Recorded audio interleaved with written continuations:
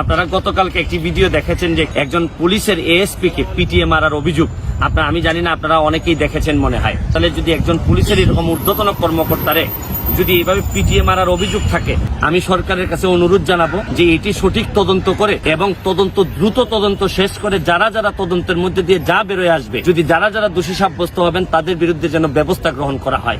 কারণ পুলিশ একটি force, discipline force, এবং পুলিশের যে অবদান মুক্তিযুদ্ধ থেকে শুরু করে বিভিন্ন সময় কখন ছিল না পুলিশের অবদান। দুই একজন পুলিশের কারণে হয়তো আমরা বিভিন্ন সময় পুলিশের বিরোধিতা করছি, কিন্তু একই সময় বলতে চাই যে এখন সময় আসছে পুলিশ ডিপার্টমেন্টের পাশে দাঁড়িয়ে এই বিচারের ব্যাপারে সোচ্চার হওয়ার এবং কোনোভাবেই কোনো কিছুতেই যেন এখানে লেন্দি করা না হয়, এমন ভাবে একটি এক্সাম্পলারি উদাহরণ দেওয়ার মতো যিনি একটি তদন্ত করে এর জন্য বিচারের মুখোমুখি করা হয়। বাংলাদেশের প্রেসিডেন্টের নাতি একটি অঘটন ঘটিয়েছে। অঘটনটি হলো তার হাতে পুলিশ প্রহৃত হয়েছে। আসসালামু আলাইকুম ওয়া রাহমাতুল্লাহি ওয়া বারাকাতুহু। দেশ ও দেশের বাইরে দূর দূরান্ত থেকে যারা এই মুহূর্তে ভিডিওটি দেখছেন, ভিডিওটি প্লে করেছেন, তাদেরকে অনুরোধ করব দয়া করে পুরো ভিডিওটি সম্পূর্ণ ধৈর্য সহকারে দেখবেন। খুবই গুরুত্বপূর্ণ এবং ইম্পর্টেন্ট ভিডিও নিয়ে উপস্থিত হয়েছে আপনাদের মাঝে। গত কয়েকদিন আগের একটি ঘটনা আপনারা সকলেই কম বেশি অবগত আছেন। একজন ভিভিআইপির নাতি এক পুলিশ সদস্যকে বেধড়ক পিটিয়েছে রাস্তায় ফেলে। সেই ঘটনাটি নিয়ে রীতিমতো সামাজিক যোগাযোগ মাধ্যম সহ পুরো দেশের রাজনৈতিক অঙ্গন তোলপাড়। সেই ভিভিআইপিকে আপনারা সকলে হয়তো জানেন। সেই ভিভিআইপি ব্যক্তি, সেই মহাপ্রভাবশালী ব্যক্তি আমাদের মহামান্য রাষ্ট্রপতি শাহাবুদ্দিন চুপ্পু সাহেব, এবং আমাদের মহামান্য রাষ্ট্রপতি শাহাবুদ্দিন চুপ্পুর নাতি পুলিশ পেটালো। এটা নিয়ে কেউ মুখ খুলছে না, কোনো গণমাধ্যমে কোনো সংবাদ প্রকাশ হয়নি। শুধুমাত্র মানবজমিন একটি পত্রিকায় আপনার আছে এই নিউজটা প্রকাশ করেছে, তারপরও নাম নিতে সাহস পায়নি। সেখানে উল্লেখ করা আছে, শিরোনাম করা হয়েছে একজন প্রভাবশালীর নাতির কাণ্ড। তার মানে এখন জোরজার মুলুক তার, ক্ষমতাচার দেশ তার, এমনটাই চলছে দেশে। রাষ্ট্রপতির নাতি হয়ে পুলিশ পেটাবে, যা খুশি তাই করবে, এখানে বলার কিচ্ছু নেই। প্রিয় দর্শক শ্রোতামণ্ডলী, এই বিষয়টি নিয়ে এবারে ব্যারিস্টার সাইদুল হক সুমন, আমাদের সকলের প্রিয় একজন ব্যক্তি, মানবতার ফেরিওয়ালা, বাংলার ফাটাকেস্ট যাকে আমরা বলি, প্রিয় দর্শক শ্রোতামণ্ডলী, এবারে মুখ খুলেছেন ব্যারিস্টার সুমন। ব্যারিস্টার সুমন রাষ্ট্রপতির নাতির এই পুলিশ পেটানোর কাণ্ড কারখানা নিয়ে কঠিনভাবে জবাব দিলেন। প্রিয় দর্শক শ্রোতামণ্ডলী, ব্যারিস্টার সুমন বলছেন যে যেখানে একজন পুলিশ সদস্যই নিরাপদ নয়, সেখানে দেশের মানুষ কীভাবে নিরাপদে থাকে, সাধারণ মানুষ কীভাবে নিরাপদ থাকবে। প্রিয় দর্শক শ্রোতামণ্ডলী, রাষ্ট্রপতির নাতিকে নিয়ে এবং পুলিশ সদস্য পেটানো নিয়ে ব্যারিস্টার সুমন কি বলল আমরা সেটা দেখব, তারপরে কথা বলবো। আশা করি সঙ্গে থাকবেন পুরো ভিডিওটি জুড়ে আমাদের। আপনারা গতকালকে একটি ভিডিও দেখেছেন যে একজন পুলিশের এএসপি কে পিটিএ মারার অভিযোগ। আমি জানি না আপনারা অনেকেই দেখেছেন মনে হয়, কিন্তু আমি আজকে যে কারণে লাইভে আসছি, আমি যে কথাটি বলতে চাই এটা হচ্ছে গিয়ে যে বেশিরভাগ ক্ষেত্রে আমরা পুলিশের বিভিন্ন কাজকর্ম, অবৈধ কাজকর্ম বা কোনো পুলিশ যদি অপরাধ করে, এই ক্ষেত্রে আমরা যেভাবে সোচ্চার হই, আমি আশা করি যে আমি সহ আমরা যারা বিভিন্নভাবে প্রতিবাদ করি, আমরা চলেন এই যে পুলিশের বিরুদ্ধে যে অভিযোগ বা পুলিশের বিরুদ্ধে যে অপরাধ সংঘটিত হয়েছে, একজন পুলিশের এরকম ঊর্ধ্বতন কর্মকর্তারে যদি এইভাবে পিটিএ মারার অভিযোগ থাকে, তাহলে কিন্তু পুলিশ যেভাবে দিনে রাতে কাজ করে, আমাদের যে পজিটিভ পুলিশ যে সব কাজগুলো আমাদেরকে এই পর্যন্ত বাঁচাই রাখছে, পুলিশ ছাড়া কিন্তু আমরা কোনোভাবেই চলতে পারবো না। পুলিশের কারণেই কিন্তু আইন শৃঙ্খলা পরিস্থিতি বলেন আর যাই বলেন, পুলিশের কারণেই কিন্তু। আমি একটা কথা বলতে চাই যে অনেকের হয়তো পুলিশের বিরুদ্ধে কথা বললে হয়তো মনে করেন যে এই পুলিশের বিভিন্ন অভিজ্ঞতার কারণে হয়তো বিভিন্ন সময় আমরা পুলিশের অপরাধের কথা বলি, কিন্তু আজকে সময় আসছে যে আমি সরকারের কাছে অনুরোধ জানাবো যে এটি সঠিক তদন্ত করে এবং দ্রুত তদন্ত শেষ করে যারা যারা তদন্তের মধ্যে দিয়ে যা বেরোয় আসবে, যদি যারা যারা দোষী সাব্যস্ত হবেন তাদের বিরুদ্ধে যেন ব্যবস্থা গ্রহণ করা হয়। কারণ পুলিশ একটি ফোর্স, ডিসিপ্লিন ফোর্স, এবং পুলিশের যে অবদান মুক্তিযুদ্ধ থেকে শুরু করে বিভিন্ন সময় কখন ছিল না পুলিশের অবদান। দুই একজন পুলিশের কারণে হয়তো আমরা বিভিন্ন সময় পুলিশের বিরোধিতা করছি, কিন্তু একই সময় বলতে চাই যে এখন সময় আসছে পুলিশ ডিপার্টমেন্টের পাশে দাঁড়িয়ে এই বিচারের ব্যাপারে সোচ্চার হওয়ার এবং কোনোভাবেই কোনো কিছুতেই যেন এখানে লেনদি করা না হয়। আমি পুলিশের তদন্ত বিভাগ বা পুলিশের যারা তদন্ত করেন বা যারাই তদন্ত করবেন তাদের প্রতি অনুরোধ রইল এমনভাবে একটি এক্সাম্পলারি উদাহরণ দেওয়ার মতো যিনি একটি তদন্ত করে এর যেন বিচারের মুখোমুখি করা হয়, আর যেন ভবিষ্যতে আমরা কখনোই কোনোভাবেই যেন এগুলা দেখতে না পাই। কারণ পুলিশের মনোবল যদি নষ্ট হয়ে যায় আর পুলিশ যদি কখনো মনে করে যে তাদের পক্ষে বলার মতো লোক কম, তাইলে কিন্তু আপনি পুলিশ থেকে যে ধরনের সার্ভিস আশা করেন আপনি সার্ভিস হয়তো পাবেন না। তাহলে আমি ভিডিওটা শেষ করার আগে আবারও বলতে চাই যে দেখেন, আমরা কিন্তু কারো বিরুদ্ধে না, আমরা যারাই অপরাধ সংগঠিত করবেন তাদের বিরুদ্ধেই কথা বলতে চাই। কারণ আমরা যারা বাংলাদেশে বিশ্বাস করি, আমরা যারা মনে করি যে বাংলাদেশটারে সোনার বাংলা বানাইতে চাই, তারা কখনো কার বিরুদ্ধে থাকবো বা কার পক্ষে থাকবো এটা নির্ণয় করা যাবে না। নির্ণয় করতে হবে যে অপরাধ কে করেছেন তার বিরুদ্ধে আমরা দাঁড়াইতে চাই, তার বিরুদ্ধে আমরা কথা বলতে চাই।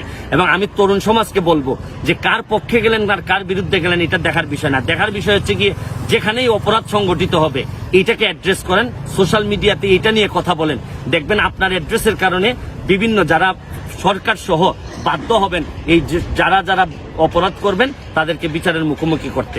এই জন্য আবারও বলবো যে আমি এই যে পুলিশের উপর যে নির্যাতন হয়েছে এইটার তদন্ত, সুষ্ঠু তদন্ত দাবি করছি এবং আমি আশা করব সরকার দ্রুত ব্যবস্থা গ্রহণ করে পুলিশ ফোর্সের মধ্যে যে অসন্তুষ্টি যদি থেকে থাকে এটা যেন দূরীভূত করেন। বাংলাদেশের প্রেসিডেন্টের নাতি একটি অঘটন ঘটিয়েছে। অঘটনটি হলো তার হাতে পুলিশ প্রহৃত হয়েছে। পুলিশ প্রহৃত হওয়ার পরে এই খবরটি গত 7 মে 2024 তারিখে ঘটনাটি ঘটলেও বাংলাদেশের কোনো মিডিয়াতে এই সংবাদটি প্রকাশিত হয়নি এবং এটার ব্যাপারে কোনো মামলাও গুলশান থানায় হয়নি। ঘটনাটি ঘটেছে ঢাকার গুলশানের আপনার 90 নম্বর রোডে, যেখানে আপনার নেদারল্যান্ডসের এমবিসি আছে এবং ওই একই সড়ক থেকে আপনার পূর্ব দিকে যেতে গেলে যে মিশর দূতাবাসের কাছাকাছি ঘটনাটি ঘটেছে এবং মিশর দূতাবাসের নিরাপত্তা দায়িত্বে পুলিশের একজন সদস্য মোরসালিন তাকে পিটিয়েছে প্রেসিডেন্টের নাতি। তো প্রেসিডেন্টের নাতি তাকে কেন পেটালো? যে ওই 86 নম্বর রোড থেকে আপনার 90 নম্বর রোডে উঠতে যাওয়ার সময় মানে আপনার প্রেসিডেন্টের নাতির গাড়িটি আপনার আসছিল, অপর দিক থেকে 86 নম্বর রোড থেকে একটি বাইসাইকেল চালিয়ে আরেকজন ভদ্রলোক তিনি 90 নম্বর রোডে উঠছিলেন। তো যাই হোক, বাইসাইকেলের সাথে আপনার প্রাইভেট কারের সংঘর্ষ হয় এবং প্রাইভেট কারের ধাক্কায় বাইসাইকেলটি কিছুটা ক্ষতি হয়। এই পরিপ্রেক্ষিতে আপনার ওই মিশর দূতাবাসের যে নিরাপত্তার দায়িত্বে মানে পুলিশের সদস্য কনস্টেবল মোরসালিন তিনি ওখানে যখন দেখতে রাস্তায় জটলা হয়ে গেছে তখন এই জটলা কমানোর জন্য অথবা এখান থেকে সরে যাওয়ার জন্য মানে তিনি তাদেরকে বলেন। তিনি তো আর জানতেন না যে গাড়ির আরোহী যিনি তিনি প্রেসিডেন্টের নাতি। তো জানলে কি আর এই মানে তিনি আর সাহস করে আসতেন? যেখানে বাংলাদেশের কোনো পত্র পত্রিকায় ঘটনাটি ছাপতে সাহস পেল না, প্রেসিডেন্টের নাম উচ্চারণ করতে পারলো না। শুধুমাত্র একটি পত্রিকায় দৈনিক মানব জমিনে 11 তারিখে 11 মেতে শুধু একটি সংবাদ ছেপেছে, বলেছে এক ভিভিআইপির নাতির কাণ্ড। তো এই সংবাদটি প্রকাশিত হওয়ার পরে তখন আমি চিন্তা করলাম যে ভিভিআইপি তো আসলে দেশের দুজন, একজন প্রেসিডেন্ট, একজন হচ্ছেন প্রধানমন্ত্রী শেখ হাসিনার নাতি। তো এই বয়সের কারোর হওয়ার কথা না। তো তখন স্বাভাবিকভাবেই আপনার চিন্তাটা ঘুরে গেল তাহলে কি প্রেসিডেন্টের নাতি কিনা, এবং পরবর্তীতে যেটা নিশ্চিত হয়ে গেল আসলে প্রেসিডেন্টের নাতি ঘটনাটি ঘটিয়েছে। যা হোক, ঘটনা ঘটার পরে আপনার পুলিশের লোকেরা এসে আপনার ঘটনাটি আপনার যেটাকে বলে আপনার পত্রিকা এসেছে মিটমাট করে দেয়। আসলে পুলিশের লোকের গায়ে হাত তুললে মানে এবং যেটা রিপোর্ট এসেছে তার যে পুলিশের যে ড্রেস তার সেই পুলিশের পোশাক ছিঁড়েও ফেলে, তাকে আহত করার এক পর্যায়ে। তো এই পরিস্থিতিটা আসলে মানে সরকারি কর্তব্যে দায়িত্ব থাকার একজন পুলিশ কনস্টেবলকে ফিজিক্যালি অ্যাসাল্ট করা এটা নিশ্চয়ই একটা অপরাধের কাজ। যারা আমরা বিএনপি করি, লক্ষ লক্ষ বিএনপি নেতা কর্মীদের বিরুদ্ধে গত 15 বছরে এই সরকারের পুলিশ বাহিনী যতগুলো মামলা করেছে প্রায় মামলাগুলোতে একটি অন্যতম ধারা আছে যে সরকারি কাজে আইন প্রয়োগকারী সংস্থাকে বাধা দেয়া।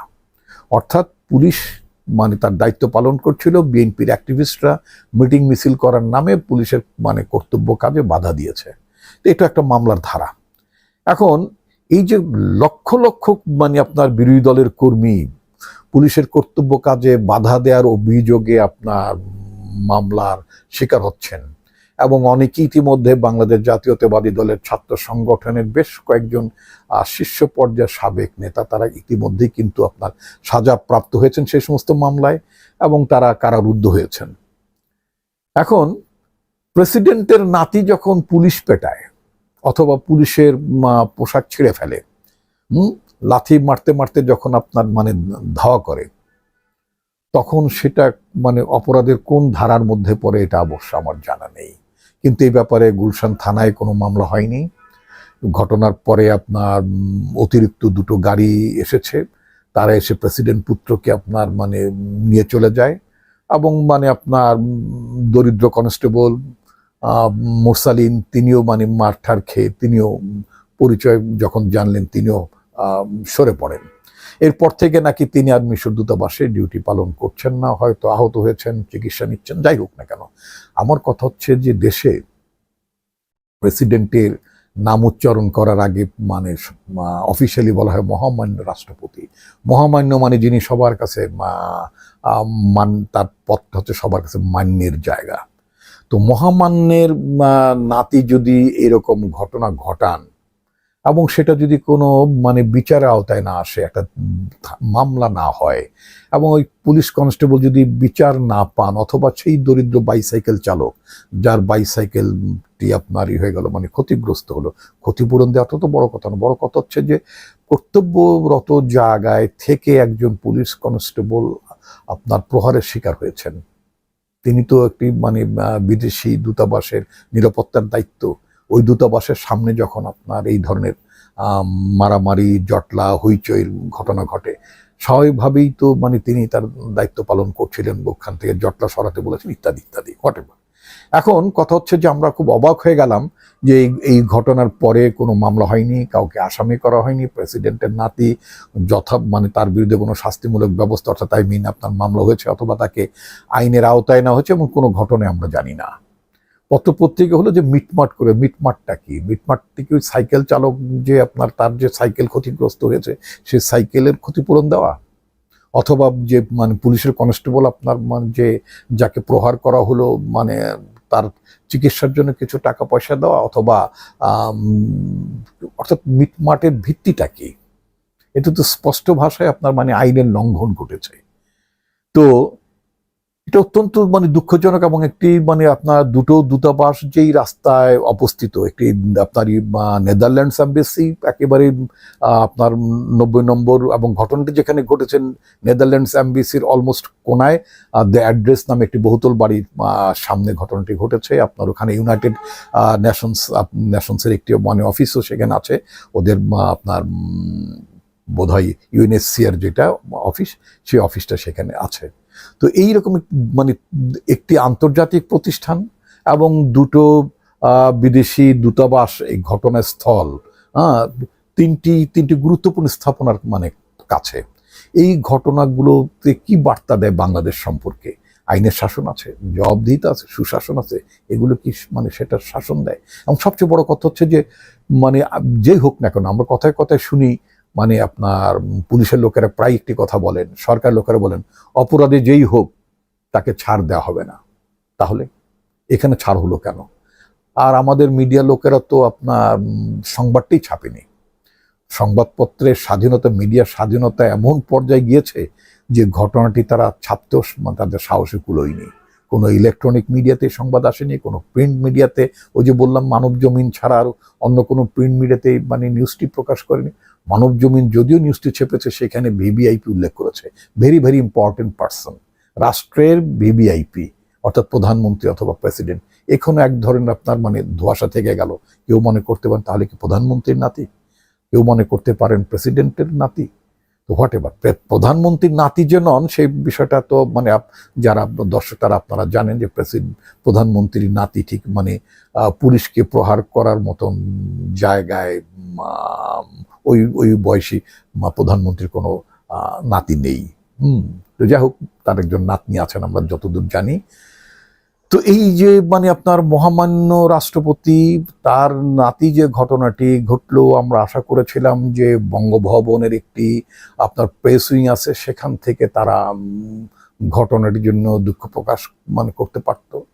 মার্কিন যুক্তরাষ্ট্রের গণতন্ত্র নিয়ে, মানবাধিকার নিয়ে প্রায় আমরা আমাদের দেশের প্রধানমন্ত্রী এবং পররাষ্ট্রমন্ত্রী এবং অন্যান্য মন্ত্রীদের অনেক সমালোচনা শোনা যায় যে ওখানকার পুলিশ এরকম আচরণ করে, ওখানে গণতন্ত্রের অবস্থায় এই ওখানে ফিলিস্তিনি বিক্ষোভকারীদেরকে এইভাবে দমন করা হয়, নানাবিধ অভিযোগ আছে। এবং সেখানে আমরা এমনও পত্রপত্রিকায় দেখি যে সেখানকার প্রেসিডেন্টের মানে মানে পুত্র, কন্যা, নাতি, নাতনি কেউ যদি কোনো ধরনের মানে অপরাধের মতো ঘটনা ঘটিয়ে ফেলেন অথবা কোনো ব্যাপারে যদি তাদের বিরুদ্ধে অভিযোগ ওঠে, সেখান থেকেও কিন্তু তারা নিস্তার পান না, তাদের ব্যাপারেও আইনি ব্যবস্থা নেওয়া হয়। তো বাংলাদেশে মহামান্য রাষ্ট্রপতি প্রেসিডেন্টের নাতি যে কাণ্ডটি ঘটালেন, সেটার কোনো ব্যবস্থা হবে? সবচেয়ে বড় কথা হচ্ছে যে আপনার এই যে মানে প্রেসিডেন্টের নাতির সম্ভবত বয়স কত হবে, আমার ধারণা নিশ্চয়ই হয়তো মানে 25-এর নিচে হবে বোধহয় বয়স।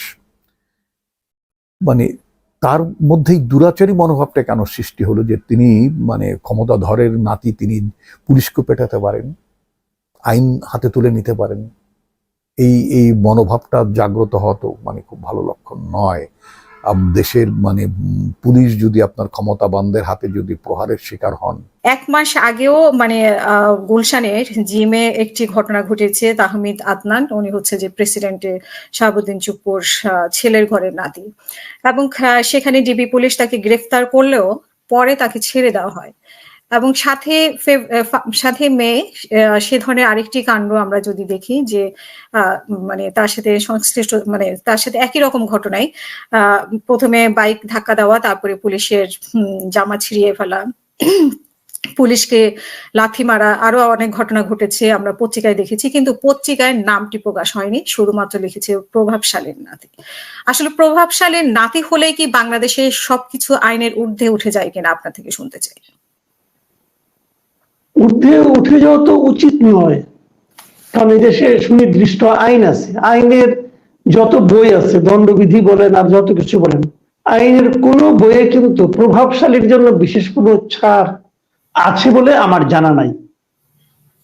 এখন তারপরেও তো এখানে এই যে নিউজটা আমিও পড়লাম, বিশাল একটা নিউজ, খুঁটিনাটি বর্ণনা আছে, কে দেখছে, কিভাবে দেখেছেন, কি দেখে কি বুঝেছেন, সব আছে। নেই কেবল নামটা। যে ঘটনাটা ঘটিয়েছেন, আকামটা যিনি করেছেন, তেনার নাম নাই, এবং উনি কার নাতি এটাও নাই। তো এই যে নাই, কেন নাই? এটা কি সাংবাদিকের অথবা সাংবাদিকতার দুর্বলতা?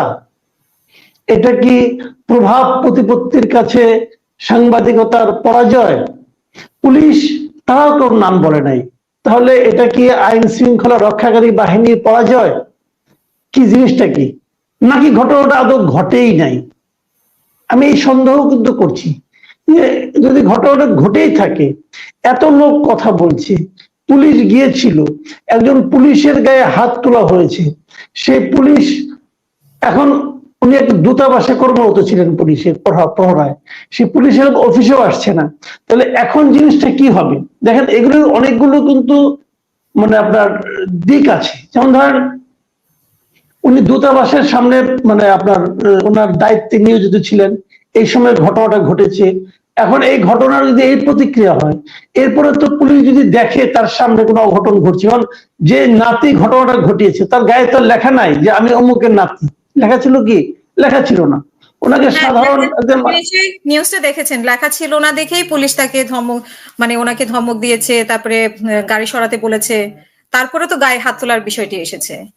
না, যদি লেখা থাকতো তাহলে কি সে যেত না? তার যাওয়া উচিত হতো না? মানে আমি কথাটা বলতে চাচ্ছিলাম সেটা হলো, 1 নম্বর হলো কোনো কিছু লেখা নেই। এখন লেখা না থাকলে কি হয়? লোকজন যায় যে ফিরায়। যদি লেখা থাকতো তো বকিবরা যাওয়া উচিত ছিল না? উচিত ছিল, অবশ্যই উচিত ছিল, পুলিশের তো কাজই এটা। কিন্তু প্রশ্নটা হলো, এখন যদি প্রভাব খাটানো শুরু হয় এখানে, ভিভিআইপি হোক যাই হোক, এখন যদি এই কারণে যদি ওই পুলিশের উপর কোনো ধরনের ব্যবস্থা না হয়, উল্টা হতে পারে, কিন্তু যে ভয়ে সে এখন তার কাজেই আর জয়েন করছে না, হয়তো ছুটিতে থাকবে কিছুদিন। তো এই যখন ঘটনা ঘটে তখন কি হয়, এরপরে যখন যে কেউ এরকম ঘটনা ঘটাবে, সে কান্না কান্নাতি এই ভয়ে আর কেউ যাবে না সেখানে। তাহলে এই একটা ঘটনা কিন্তু আসলে একটা ঘটনা না, এটা একটা প্রতীক যে এদেশে আইন বলেন, নিয়ম বলেন, অথবা মানুষের মানবিকতা বলেন, এগুলো কিভাবে ক্ষমতার কাছে, ক্ষমতার দম্ভের কাছে পরাজিত হয়।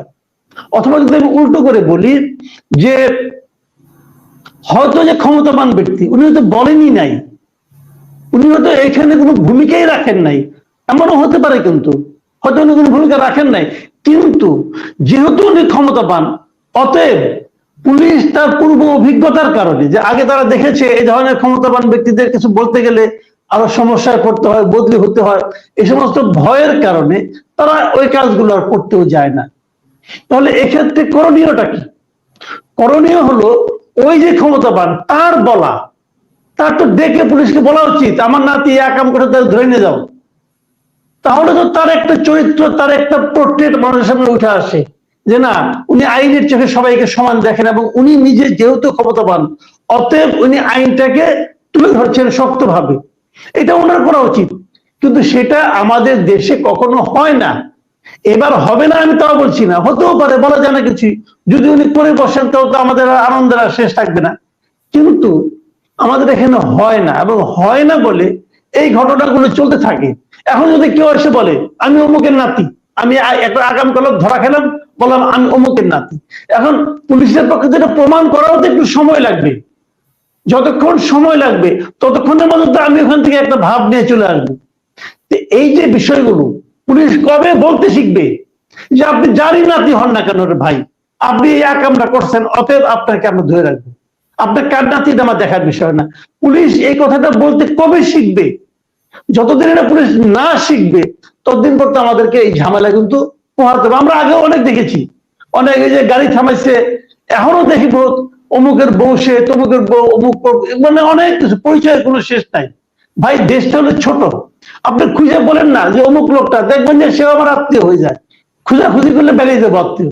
তো এখন সবাই যদি আত্মীয় পরিচয় দিতে শুরু করে তাহলে তো ভাই আইন কানুন বলতে কিন্তু থাকবে না দেশে। তো এগুলি খুবই অনাকাঙ্ক্ষিত এবং একটা দেশের আইনের শাসন কায়েমের ক্ষেত্রে একটা বড় ধরনের প্রতিবন্ধকতা। আপনার কাছে যেটা আরো জানতে চাই যে তাহলে সাংবাদিকরা কেন নামটা উল্লেখ করছেন, এবং সব পত্রিকা আমরা আসতেও দেখিনি, এবং 7 মের ঘটনা আমরা 11 মেতে জানতে পারলাম, তাও কোনো নাম ধাম নেই। এবং যেটা গত মাসে একটি ঘটনা ঘটিয়েছে গুলশানের জিমে, এবং ডিবি পুলিশ তাকে গ্রেফতার করেছে, পরে হয়তো বা এই নাতির কারণে তাকে ছেড়ে দেওয়া হয়েছে। তো সেই প্রসঙ্গটাও আমরা এতটা আলোচনায় আসতে দেখিনি। তখনও তো প্রেসিডেন্ট সাহেব বা শাহাবুদ্দিন চুপ্পু সাহেব আমরা জনসমক্ষে কিছু বলতেও দেখলাম না। ওনার বলা উচিত ছিল, আমি মনে করি ওটা বলা উচিত ছিল, উনি যেখানেই থাকুন না কেন ওনার বলা উচিত ছিল, কারণ আমরা তো তাকে অনুসরণ করবো, তাই না? উনি রাষ্ট্রের সর্বোচ্চ ব্যক্তি, তাই ওনার এগুলো আমরা তো ওনাকে দেখে শিখবো, উনি আমাদের রাষ্ট্রের আদর্শ হবেন, কাজে ওনার বলা উচিত ছিল আগের বার। আর পরের বার কে কি সমাচার এটা সাংবাদিকদের বলা উচিত ছিল। আমি মনে করি যে আমি যদি ওখানকার সাংবাদিক হতাম, অথবা আমি যদি ওই পত্রিকার কর্মকর্তাদের মধ্যে কেউ একজন হতাম, আমি কিন্তু এই নামটা ছাপতাম, আমি ছাপতাম। কিন্তু এখন যারা এখানে আছেন, কর্মরত লোক যারা আছেন, মতিউর রহমান চৌধুরী সম্পাদিত পত্রিকায় এটা ছাপা হয়েছে, উনি কেন ছাপেন নাই? হয়তো ওনার কোনো চাপ ছিল, হয়তো ওনাকে ডেকে ধমক দেওয়া হয়েছে, হয়তো ওই ধমকের ভার উনি বহন করতে পারেন নাই, হয়তো এরকম হতে পারে, আমি জানি না কি কারণে উনি ছাপেন নাই। তবে ওনাকে আমি যতটুকু জানি উনি না ছাপার মতো লোক না, উনি অত ভীতু প্রকৃতির লোক নন। কিন্তু এইবার কেন উনি ভয় পেয়েছেন, নাকি উনি হয়তো ঝামেলায় জড়াতে চান নাই, এটা আমি বলতে পারবো না, আমার সঙ্গে এটা কোনো কথা হয়নি। কিন্তু আমি মনে করি যে ভাই এতটুকু সাহস যদি আপনার না থাকে তাহলে সাংবাদিকতা করেন না, অন্য কাজ করেন।